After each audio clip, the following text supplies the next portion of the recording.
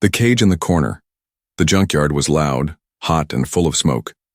Sparks flew in the air as machines broke down and robots carried scrap metal from one pile to another. It was just another workday on Outpost 17, a broken space station floating, far from any big planet. No one cared about kindness here. People came to sell, steal, and survive. Joran was a human mechanic. He fixed broken machines and helped people who needed repairs. He didn't smile much, he didn't talk much, he just worked. His hands were always dirty, and his clothes always smelled like oil. One evening, while searching for old engine parts, Joran walked into a dark corner of the trading market. This part of the station was where the worst people sold the worst things: illegal weapons, toxic chemicals, and sometimes living things. That's when he heard it. A soft sound. Like a whimper.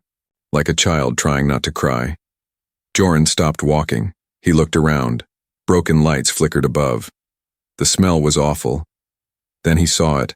A small cage made of old steel wires, hanging from a hook, covered with a dirty cloth. He stepped closer. The trader sitting nearby was a fat alien with purple skin and sharp teeth. He laughed as he saw Joran staring. "You like rare things, human?" he said in a scratchy voice. "Take a peek." Joran pulled the cloth away slowly. Inside the cage was a tiny girl. Her skin was light blue, her hair long and tangled. Her arms were thin like sticks. Her knees hugged her chest as she tried to hide from the light. She looked like she hadn't eaten in days. Her eyes were too big for her face and full of fear. She wasn't human, she wasn't a pet. She was just a child. Joran stepped back. "What is this?" he asked. The trader grinned. "Found her on a crashed ship. Her kind's almost gone now. Useless thing, won't speak, won't eat unless beaten. Tried to scratch my eye out." He pointed at a scar. "I was going to sell her, but no one wants trouble. Maybe I'll throw her in the furnace." Joran looked again. The girl looked at him very slowly through the bars. She whispered something, so soft he almost didn't hear. "Help." Just one word. In broken English. Joran's chest tightened. "She talks?" he asked. The trader laughed. "Once. I taught her a few words. Thought it'd help her sell, but nah. Just makes her more annoying." Joran didn't say anything for a moment. He stared at the child. The cage was too small for her to stand. Her ankles were swollen. Her back touched the top if she sat up straight. There was an empty bowl near her feet. Dry. No food. He clenched his jaw. "She's not an animal," he said. The trader shrugged. "She's mine. You want her, make an offer. She's not worth much, though. Probably die in a week." Joran looked around. No one else cared. People walked past like nothing was wrong. But inside him something moved. Something heavy. Something angry. "How much?" he asked. The trader smiled. You want her now? Tell you what. I've got a better idea. Let's play a game." Joran narrowed his eyes. The trader pulled out 2 dice, glowing red. The game was called Red Eyes, rigged, dangerous, and often used to settle life and death deals. "You win," the trader said, shaking the dice. "You take the cage. You lose. You work for me for 5 years. No escape." It was a bad deal. Joran knew it. But he looked at the girl again. She was shaking. Her lips moved. One word. "Please." Joran took a deep breath. "Fine, let's roll."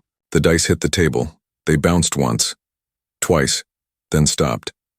Everyone around them leaned in. The trader's smile froze. Joran had won. For the first time in days, the girl opened her eyes fully. A game of dice, a child's fate. The crowd around the table had gone silent. The dice had stopped moving. 2 glowing red dots stared up from the metal surface, double sixes. A perfect win. The fat alien trader's smile dropped. His purple skin turned pale. He looked at the dice, then at Joran, then at the cage. "No trick," Joran said firmly, staring into the alien's beady eyes. "You said the deal. I won. She's mine now." The traitor let out a low hiss, then forced a sick smile. "Fine," he said, voice cold. "Take your prize, mechanic. I hope she bites your fingers off." Joran ignored him. He stepped to the cage and knelt. The little alien girl shrank back at first, but he didn't touch her. He just opened the cage door slowly, holding it open. "You're free," he said softly. She didn't move. She didn't believe him. So Joran sat on the floor, waiting. After a long minute, she crawled out, her tiny hands shaking, her feet bare and bruised. She stood unsteady like a bird learning to walk.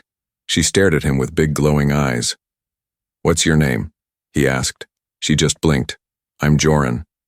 She looked down. Then, barely a whisper, she said, "Ziri."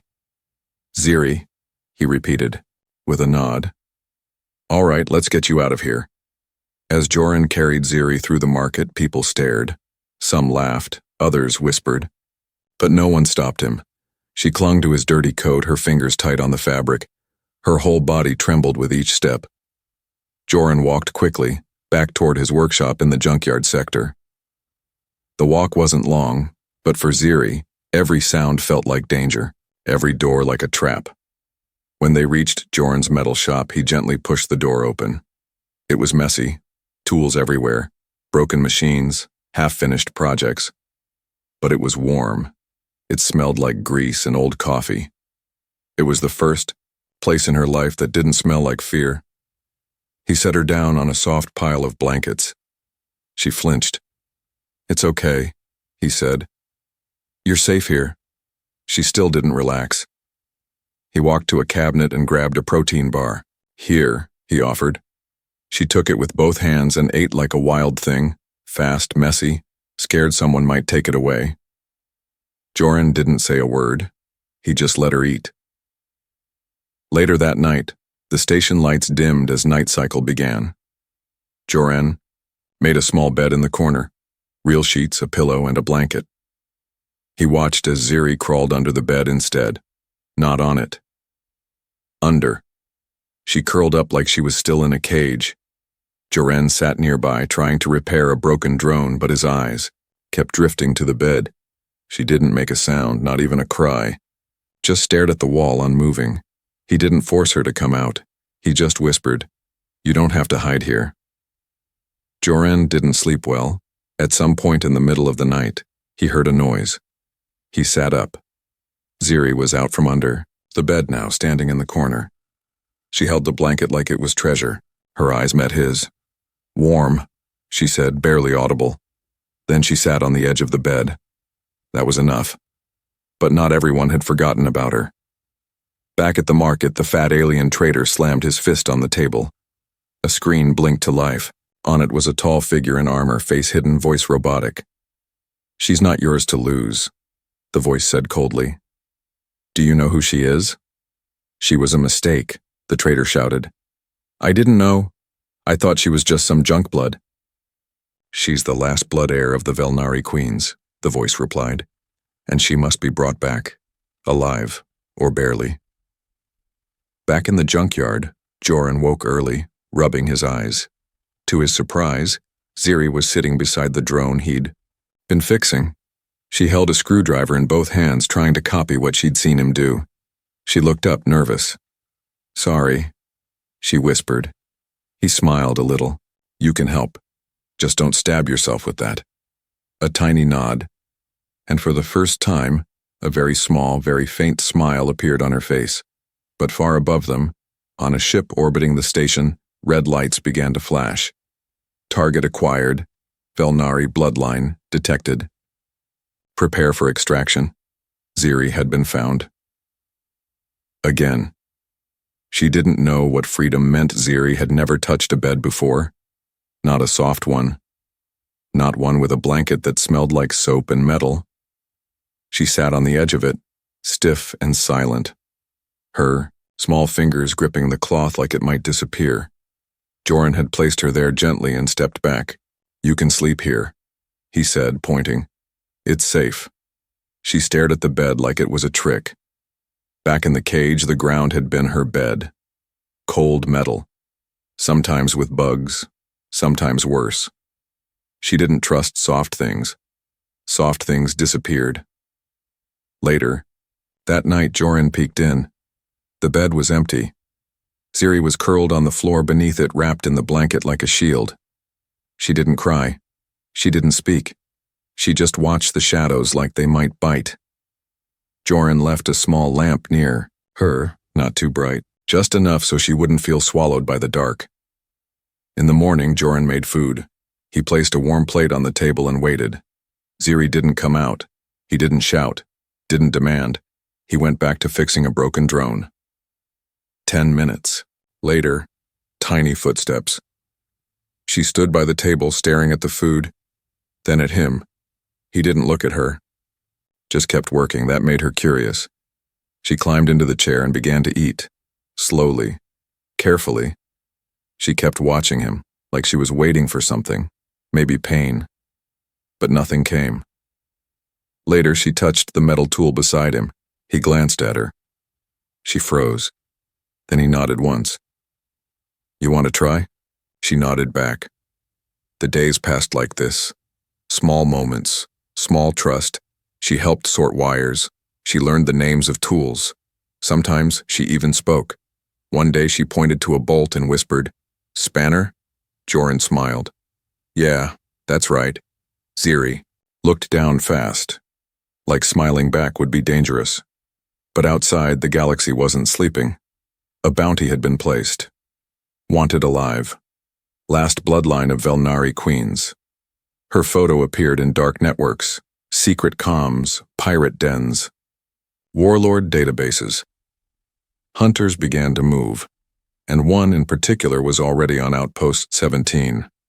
Back at the workshop, something strange happened. Ziri was alone for just 5 minutes. Joran had gone to get water. She found a cracked mirror behind an engine. Shell. She looked into it and froze. Her face, her eyes. Something pulsed beneath her skin. Just for a second. A flicker of gold light. She touched her cheek, and suddenly, she saw something else. Not the workshop. Not the mirror. She saw a throne. And fire. And screaming. And a woman who looked like her, but older, wearing armor made of stars. Then it was gone. She gasped. Fell back. And Joran rushed in. What happened? She shook her head. Mirror. It showed me. Not me. Joran frowned, but he didn't push her. Instead, he took the mirror and gently turned it around. Maybe you're just seeing who you're going to be, he said. Ziri didn't understand. Not yet. That night, while she slept, a figure stood outside the workshop in the shadows. Tall, cold, watching, recording, waiting. Inside, Ziri spoke in her sleep, words in a language Joran didn't know, but the words sounded ancient. And heavy. He sat nearby, pretending not to listen, but deep down he knew. Ziri wasn't just a child who had been trapped in a cage. She was something far, far more dangerous, and more important. Someone wants her back. Ziri had started laughing. Not loud. Not for long. But enough to make Joran stop what he was doing and look over. She sat on the workbench beside him, legs swinging, her fingers smudged with oil. A tiny bot she helped fix buzzed in her hands. It wasn't perfect, but it moved. And that was enough. She looked up at him and smiled. Joran smiled back. He didn't say anything. But inside, something warm moved in his chest. The workshop had never felt this alive before.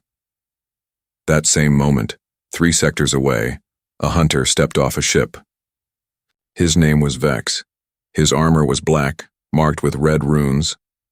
His face was hidden behind a mask. People didn't look him in the eyes. They didn't ask questions. He spoke to no one. He just handed over a chip to the outpost's gate scanner. The chip glowed red, Access Velnari Retrieval Class. The guards didn't argue. They stepped aside. Vex entered Outpost 17 with one mission: bring back the girl. Joran's workshop buzzed with sound, small tools, metal clicks, Ziri asking tiny questions. What's this? A capacitor. And this? A piece of junk. She laughed again, but Joran's focus shifted when his comm screen lit up. A message from a friend in the lower sector. Heard someone big's asking about you. Be careful. Joran frowned. He didn't have enemies. Except now. Maybe he did. He looked over at Ziri, who was trying to balance a wrench on her head. He forced a smile, but his mind was racing. That night, when Ziri fell asleep on the workshop floor under her blanket, Joran stepped outside. He didn't smoke, but he held an old lighter in his hand anyway. Just something to click, to think. That's when he saw it, a shadow that didn't move like others. Across the junkyard. Watching. And then... gone. He went back inside, locked the door, and reinforced the side panels. Ziri stirred in her sleep. Bad dreams, she mumbled. Joran sat beside her. Me too, he whispered. The next day, someone broke into the old trader's stall, the same one who had sold Ziri. They found his body crumpled under the table. Burned marks on the wall, no sound, no witnesses, just a single message scorched into the metal floor. The bloodline must return. Vex moved fast. He had already found the station's cameras, already traced Joran's movements. The mechanic was smart, always taking back paths, keeping his head down. But Vex was smarter, and he wasn't here for the man. He was here for the girl. Back at the workshop, Joran ran a scan on Ziri's DNA. He didn't want to, but he had to know. The results froze him in place. Lineage, Velnari royal blood, confirmed. He leaned back in the chair, rubbing his face. The Velnari were thought extinct, wiped out in a civil war that shattered their homeworld. But now, one child lived, and she was sleeping in a pile of wires in his garage. Suddenly, the power flickered. The lights dimmed, and then, boom. An explosion rocked the outer junkyard gates. Ziri jolted awake, eyes wide with terror. What was that? She cried. Joran grabbed a wrench and a small plasma cutter. Stay low, he said. Don't move. Don't talk. Hide. She obeyed instantly. No questions. She crawled under the floor panels, something they had practiced just in case. Joran ran to the door. Smoke filled the outer yard, but nothing came through. Not yet. From the smoke, Vex stepped forward. Slow, silent, cold. He stared at the locked garage door and placed one hand on it. His mask glowed red. Target inside, preparing extraction. Inside, Ziri trembled in the darkness. But then, her skin glowed. Just for a second. Gold lines appeared on her arms, and her heartbeat felt louder, stronger. Something ancient stirred, and she wasn't afraid anymore. Fire in the junkyard. The junkyard was silent, too silent. Joran could feel it in his bones. Something was wrong. The smoke from the outer gate explosion still hung in the air. Small fires crackled around broken metal piles. Machines sparked and hissed, but no footsteps, no voices, no warning. He tightened the grip on his plasma cutter. Inside, under the floorboards, Ziri stayed hidden, curled into a ball, holding her breath. She could feel the hum of the ground. She could feel the fear in Joran's voice before he told her to hide. But something else was happening too. Inside her chest, it felt like lightning. Alive. Angry. Growing. Then the door blew open. Not kicked. Not forced. Ripped apart like paper, and there he stood. Vex black armor, mask glowing red. Silent. Deadly. He didn't speak. He just walked through the smoke, scanning the room. Joran didn't wait. He charged, swinging, shouting. He hit the intruder hard, but it was like hitting a wall. Vex turned his head slowly, unfazed. Then he struck. One hit. Joran flew back across the room, crashing into the tool shelf. Blood on his face, ribs cracking. Still, he stood up again. "You're not taking her," Joran growled. Vex finally spoke. She doesn't belong to you. Joran wiped the blood from his mouth. She doesn't belong to anyone. Under the floor, Ziri's hands began to glow. She didn't understand how. She didn't know why. But something deep inside her, something older than memory, was waking up. And it was angry. Vex raised his arm. A pulse cannon charged. Joran had seconds. He reached for the only weapon left, a broken torch. It wouldn't stop the blast, but maybe it would buy time. He ran at Vex. The cannon fired. Blue light filled the room. And then, everything exploded. But not from the cannon. From Ziri. A blast of golden light shot from the floorboards, shattering steel, bending walls, blowing Vex across the workshop like a rag doll. Sparks flew. Panels collapsed. Flames burst across the junkyard as old fuel cells ignited. Fire everywhere, and in the middle of it stood Ziri, glowing, hair floating, eyes burning with ancient gold. Joran stared, stunned. She wasn't the same scared child anymore. She looked like a storm. Ziri dropped to her knees. The light vanished, and she began to cry. "I didn't mean to hurt," she whispered. Joran crawled toward her, coughing from the smoke. He reached out and pulled her close. "You saved me," he said. She shook her head. "I broke everything." "No," he whispered. "You're not broken. You're powerful, and that scares them." Outside, Vex stood up from the wreckage, armor cracked, mask flickering. He stared at the burning junkyard. His voice came through a comm device. "Target has awakened, requesting backup." Joran picked Ziri up and stumbled outside. The yard was burning. Everything he had built, gone. But he didn't care. Not now. He looked down at the girl in his arms. She was unconscious, but peaceful. For now. Sirens wailed in the distance. Outpost security would come soon. But they wouldn't help. They'd ask questions. They'd sell answers. He had only one choice now. Run. He placed Ziri in the back of his old ship. It hadn't flown in years. But maybe, just maybe, it would fly tonight. He looked at the stars through the open hatch. "Wherever they're chasing you from," he said softly, "we'll go the other way." He turned the engine key and prayed. The blood of queens. The stars blurred past the ship's window. Ziri lay wrapped in blankets in the back seat, fast asleep. Her small hands twitched now and then, as if she were reaching for something in her dreams. Joran sat at the controls of the old cargo ship, his hands tight on the wheel, eyes flicking between blinking red lights. Engines were failing. Fuel was low. But they were off Outpost 17. That was enough, for now. He looked back at her again. She was just a child. So small. So quiet. But the power that came out of her during the fire, it hadn't been small. It had knocked down walls, melted armor, stopped death. And that kind of power didn't just happen. He reached into his coat and pulled out the DNA scan again. The words stared back at him like a warning. Velnari royal. Blood. Lineage confirmed, status extinct. Bloodline forbidden. "Who are you, Ziri?" he whispered. When Ziri finally woke, her voice was weak.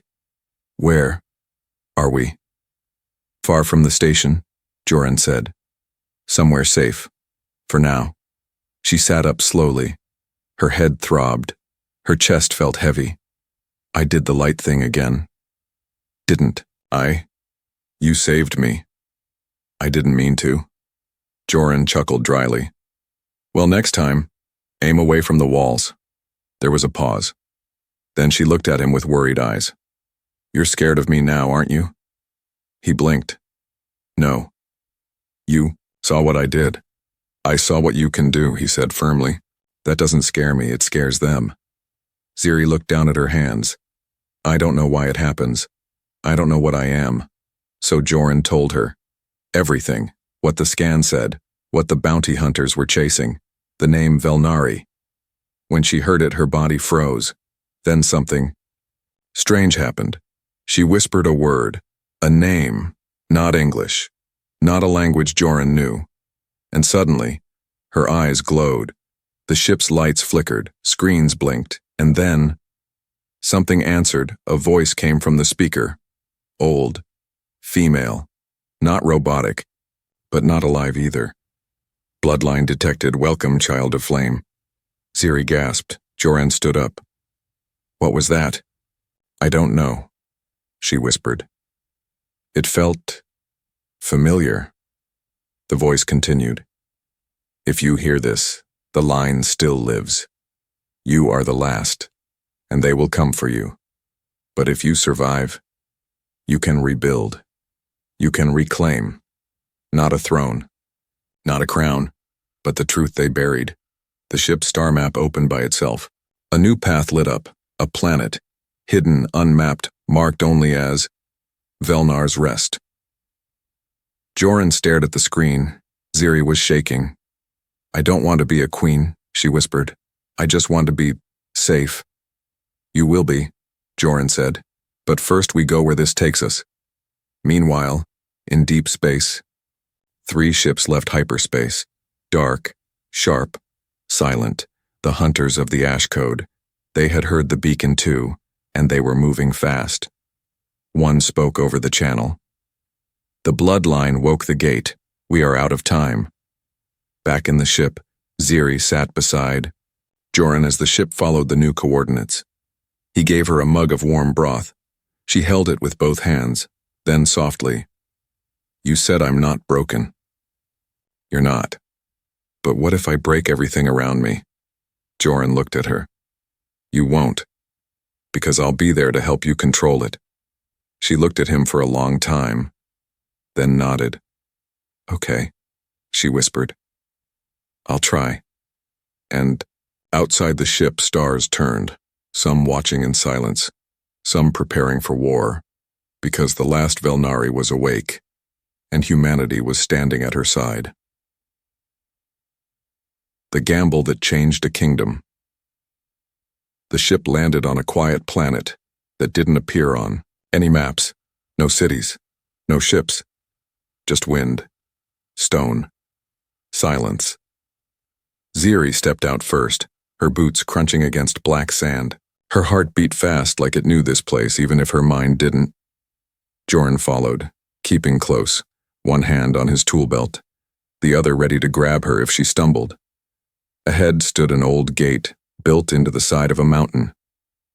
Tall, dead, covered in vines. But when Ziri took one step closer, it lit up. Golden lines raced across the stone, symbols floated in the air, then the door opened, without a sound.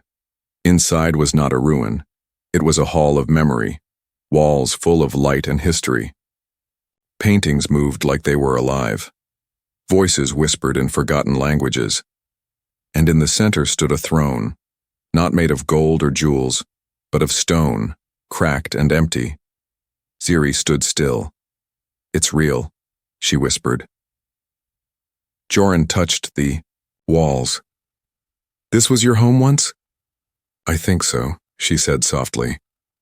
But it feels like everyone's gone. She stepped forward and lights followed her feet. The hall woke for her. At the throne, a figure appeared, holographic, flickering, a woman, tall and proud, eyes like Ziri's. Her voice echoed, deep and warm. If you carry my blood, you carry our burden. We ruled not to command but to protect, and we were hunted for it. Ziri felt her legs weaken. She sat on the steps, silent. I'm not a queen, she said. I'm just a kid. I lived in a cage. The voice replied, So did I. The crown is not a prize, it is a choice behind them. Engines roared. Outside, 3 warships landed. The hunters of the Ash Code had arrived, and they didn't come to talk. They came to take. Joran ran to the entrance. He saw dark armor, red eyes, and Vex, still alive. The hunter stepped forward. This is the end, Vex said. The blood must be erased. Joran didn't flinch. You want her? He said. You'll have to kill me first. Vex raised his weapon. No, came a new voice. Ziri stepped out of the gate, her eyes glowing, hair lifted by wind that wasn't there. She walked past Joran and stood in front of Vex. I won't run anymore, she said. Vex fired. A shot meant to kill, but the moment the plasma left his weapon, it stopped in midair, frozen floating, then it shattered, like glass. Ziri raised one hand, not to attack, but to speak. I don't hate you, she told them, but I won't let you control me. The ground began to glow. The mountain behind her rumbled. Old machines woke beneath the soil, ancient defense systems hummed to life, and the sky turned gold. Vex hesitated. His armor cracked again, his weapon powered down. Even he could feel it. This was not a child anymore. This was the last queen of a fallen people, and she was no longer afraid. Joran walked up beside her. You sure about this? Ziri smiled. No, but I know I'm not alone. The hunters backed off. They left without a fight. The price of war was too high now. The galaxy had changed in just one night. Weeks later, Ziri sat on the steps of the throne, not as a ruler, but as a girl fixing a drone with a wrench Joran gave her. He sat nearby drinking old coffee and reading repair manuals. Still don't like the word queen, she said. You don't have to be one, he replied. I might be, she added. Okay, Joran smiled. Just promise me you won't make me wear a crown. She laughed, and for the first time in her life it wasn't a broken laugh. It was full, real free. Because the gamble Joran made in a dirty marketplace, the bet he placed for a child in a cage, had just changed the fate of a kingdom, and maybe more than that.